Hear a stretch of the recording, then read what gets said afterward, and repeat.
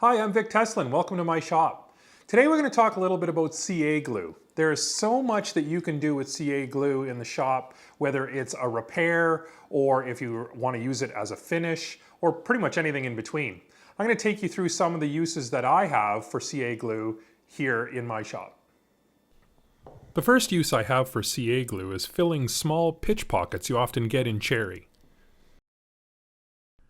I use the black medium thick made by Starbond to fill the pocket, then hit it with some Accelerator. Once it's dry, I gently scrape the excess off, then finish off with some fine sanding. The result is a filled pocket that looks natural.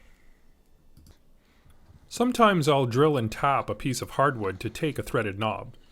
I simply add some thin super fast CA to the threads. It helps the threads last longer and will prevent them from getting stripped. We all make mistakes, so I sometimes fix a bit of spelching with a drop or two of CA glue to reattach the broken piece. A quick spray of accelerant will have you back to work in seconds.